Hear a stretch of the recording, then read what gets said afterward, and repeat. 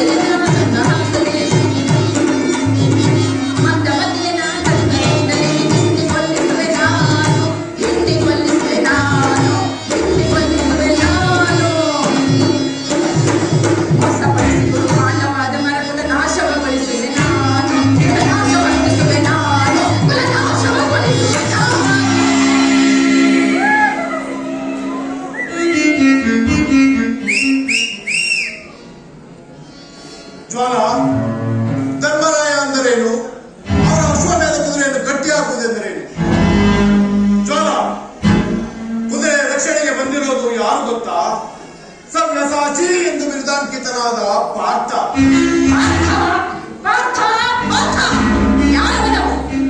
ಪಾರ್ಥ ಶರಣಾಗತ ರಕ್ಷಕ, ಶತ್ರುಗಳ ವಿಧ್ವಂಸಕ. ಮೋಸ ವಂಚನೆಗಳಿಂದ ಗಡಿನ ಮುದುಕನನ್ನು ಕೊಂದವನು ಶತ್ರುಗಳ ವಿಧ್ವಂಸಕನೇ. ಪಾರ್ಥ, ನಿನಗೆ ಶ್ರೀ ಕೃಷ್ಣನ ಬೆಂಬಲವಿದೆ. ನಮಗೂ ನಮ್ಮ ಅಳಿಯ ಅಗ್ನಿರಾಯನ ಬೆಂಬಲವಿದೆ. ಅವನ ಸಹಾಯದಿಂದ ಪಾಂಡವರ ಸೈನ್ಯವನ್ನೆಲ್ಲ ಸುಟ್ಟು ಬೂದಿ ಮಾಡಿ ಜಯಶಾಲಿಯಾಗಿ ಮೆರೆದಾಡಿ. ಬೇಡ ಬೇಡ, ಈ ದುರಾಗ್ರಹ ಬೇಡ, ಈ ದುರಿಚ್ಛೆ ಬೇಡ. ಅರ್ಜುನನೊಡನೆ ಯುದ್ಧ ಬೇಡ. ಶರಣಾಗತರಾಗಿ ಶ್ರೀ ಕೃಷ್ಣನ ಕೃಪೆಗೆ ಪಾತ್ರರಾಗುವ. ಈಗ ಮಾತನಾಡುತ್ತಿರುವ ನೀವು ನನ್ನ ಪತಿಯಾದ ನೀಲಧ್ವಜರು, ಈ ಸ್ವರೂಪದಿಂದ ನಿಂತಿರುವ ಹೇಳಿಯೋ? ಧೈರ್ಯವಿದ್ದರೆ ಹೋರಾಡಿ, ಇಲ್ಲದಿದ್ದರೆ ಬಳೆಗಳನ್ನು ತೊಟ್ಟುಕೊಂಡು ಕುಳಿತುಕೊಳ್ಳಿ. ಓ ಹರಿಯರಿ, ಅವಸಾನ ಕಾಲ ಹತ್ತಿರ ಬಂದಿದೆ. ಅದಕ್ಕೆ ನಿನ್ನ ಕೆಟ್ಟ ನಾಲಿಗೆಯಿಂದ ಮಾನ ಮರ್ಯಾದೆಗಳನ್ನು ಲೆಕ್ಕಿಸದೆ ಮಾತನಾಡುತ್ತಿರುವೆ. ಈ ರೀತಿ ನಿನ್ನಿಂದ ಅಪಮಾನ ಆಗುವುದಕ್ಕಿಂತ ರಣರಂಗದಲ್ಲಿ ಹೋರಾಡಿ ಪಡೆಯುವುದೇ ಮೇಲು. ನಡೆಯುವುದಕ್ಕೆ ಸರಿಯಾಗಿ ಹೇಳ್ತೀರಿ ಅಪ್ಪಾಜಿ. ಮಾತೆಯೊಳಗೆ ಚುಚ್ಚುಪಿಡಿಗಳಿಂದ ನನಗೂ ಬಹಳ ನೋವಾಗಿದೆ. ಯುದ್ಧದಲ್ಲಿ ಆ ಅರ್ಜುನನನ್ನು ಎದುರಿಸಿ ಹೋರಾಡೋಣ. ಗೆದ್ದರೆ ಜಯ, ಇಲ್ಲದಿದ್ದಲ್ಲಿ ವೀರ ಸ್ವರ್ಗ. ನಡೆಸಿ ಹೋಗೋಣ. ನಡೆಯುವ.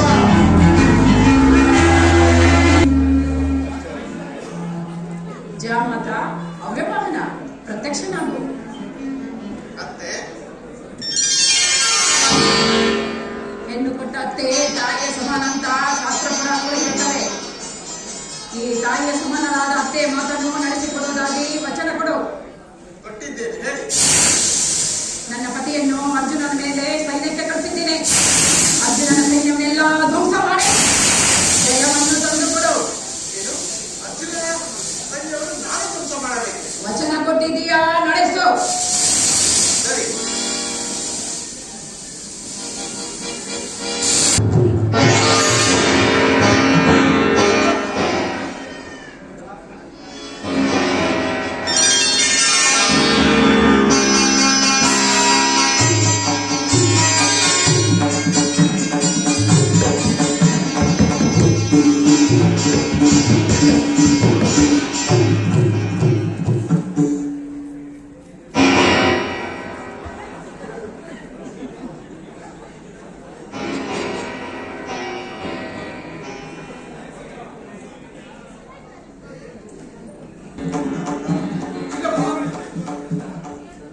ವರ್ಣಾಸ್ತ್ರವನ್ನು ಹೂಡಿ ಆ ಅಗ್ನಿ ಸೊಕ್ಕನ್ನು ಅಡಗಿಸು.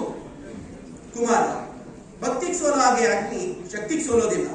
ದೇವ ಅವ್ಯವಹಾನ, ಕೃಪೆ ಮಾಡು. ದೇವ ದೇವ, ಯಾವ ಅಪರಾಧಕ್ಕೋಸ್ಕರ ಈ ಧ್ವಂಸಕ್ಕೆ ನಾಲ್ಗೆ ಚಾಚಿದೀಯ? ನನ್ನ ಅತ್ತೆಯ ತೃಪ್ತಿಗೋಸ್ಕರ. ನಿನ್ನ ಅತ್ತೆ ತೃಪ್ತಿಗೋಸ್ಕರ ನಿನ್ನ ಅಳಿಯಂದ್ರನ ಧ್ವಂಸ ಮಾಡೋದು ನ್ಯಾಯವೇ? ನಿನ್ನ ಕುಂಡದಿಂದ ಜನಿಸಿದ ಪಾಂಚಾಲಿಯನ್ನ ಕೈ ಹಿಡಿದ ನಾವು ನಿನ್ನ ಅಳಿಯಂದಿರಲ್ಲ. ಕಾಲಭವನವನ್ನ ಅಗ್ನಿಗೆ ನೈವೇದ್ಯ ಮಾಡುವುದು ನಾನು. ಅದನ್ನು ಮೆಚ್ಚಿ ಗಾಂಧಿವಾ ಕೊಟ್ಟರು ನೀನು. ಮರೆಯೋದು ಮನುಷ್ಯ ಸಹಜಗಳು. ಆ ಗುಣ ದೇವತೆಗಳಾದ ನಿಮ್ಮಲ್ಲೂ ಇದೆ. ದೇವ ಧರ್ಮರಾಯ ಮಾಡೋ ಯಾಗದಲ್ಲಿ ಅವಿರ್ವಾದ ದೇವತೆಗಳಿಗೆ ಸಲ್ಲೋದು ನಿನ್ನ ಮುಖಾಂತರ ತಾನೆ. ಅದನ್ನೆಲ್ಲ ಮತ್ತು ಕ್ಷುದ್ರನಾಗಿದ್ದೀಯ. ಇದು ನ್ಯಾಯವೇ, ಧರ್ಮವೇ, ನೀತಿ? ಶಾಂತನಾಗು ಪ್ರಭು, ಶಾಂತನಾಗು. ಅಂತ ಶ್ರೀಕೃಷ್ಣ ಪರಮಾತ್ಮನೇ ನಿಮ್ಮವನಾಗಿರುವಾಗ ಧರ್ಮರಾಯನ ಅಶ್ವಮೇಧ ಯಾಗ ಯಾವುದೇ ಕಾರಣಕ್ಕೂ ನಿಲ್ಲೋದಿಲ್ಲ.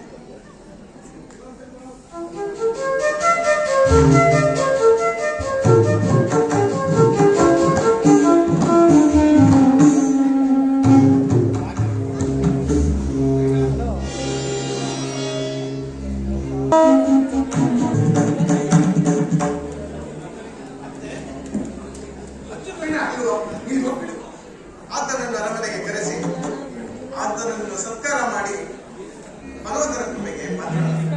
ಶರಣಾಗತಿ ಶರಣಾಗತಿ ಶರಣಾಗತಿ. ಯಾರ ಬಾಯನ್ನು ಕೇಳಿದರೋ ಶರಣಾಗತಿ. ಈಗ ಅದೇ ಗತಿ. ದುಷ್ಟ ಹೆಂಗಸೆ, ನಿನ್ನ ಕೆಟ್ಟ ನಾಲಿಗೆಯಿಂದ ಯುದ್ಧಕ್ಕೆ ಪ್ರಚೋದಿಸಿದೆ.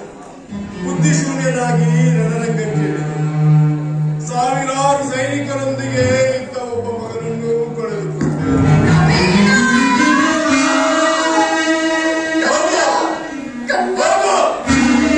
ಅರ್ಜುನನ ಪಾದಗಳ ಮೇಲೆ ಬಿದ್ದು ಕ್ಷಮೆ ಬೇಡು. ಹೋಗು. ನಿಮ್ಮ ಕೈಯಲ್ಲೂ ಆಗಲಿಲ್ಲ, ನಮ್ಮ ಅಳಿಯನ ಕೈಯಲ್ಲೂ ಆಗಲಿಲ್ಲ. ಈಗ ನನ್ನ ಕೈಯಲ್ಲಿ ಏನಾಗುತ್ತೆ ಅಂತ ತೋರಿಸ್ತೀನಿ ನೋಡಿ.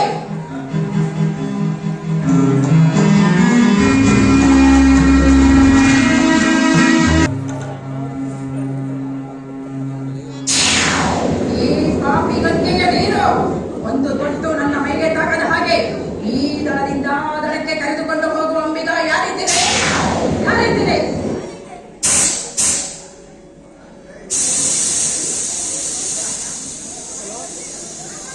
ಜ್ವಾಲ, ಯಾಕೆ ಹೀಗೆ ಹೇಳ್ತಾ ಇದ್ಯಾ? ಗಂಗೆಯ ಒಂದು ತೊಟ್ಟು ನೀರು ತಾಕಿದರೂ ಜನ್ಮ ಜನ್ಮಾಂತರದ ಪಾಪಗಳು ಕಳೀತವೆ ಅಂತ ಶಾಸ್ತ್ರ ಪುರಾಣಗಳು ಹೇಳ್ತಾ ಇರುವಾಗ ನೀನ್ ಯಾಕೆ ಹೀಗೆ ಹೇಳ್ತಾ ಇದ್ಯಾ? ಹೇಳ್ತವೆ, ಶಾಸ್ತ್ರಗಳು ಪುರಾಣಗಳು ಹೇಳ್ತವೆ. ನೀನು ಪಾಪಿಷ್ಟೇ. ಶಿಖಂಡಿನ ಮುಂದೆ ನಿಲ್ಲಿಸಿ ನಿನ್ನ ಮಗ ಭೀಷ್ಮನನ್ನು ಕೊಂದ ಅರ್ಜುನನಿಗೆ ನೀನೇನ್ ಮಾಡ್ದೆ? ಭೀಷ್ಮ ಏನ್ ಮಾಡ್ದೆ? ಇಲ್ಲ ಇಲ್ಲ, ಯಾರು ನನ್ನ ಮಗ ಭೀಷ್ಮನ ಮರಣಕ್ಕೆ ಕಾರಣನಾದನೋ ಆ ಅರ್ಜುನ ಇನ್ನಾರು ತಿಂಗಳಲ್ಲೇ ಅವನ ಮಗನ ಕೈಯಿಂದಲೇ ಮರಣವಾಗಲಿ.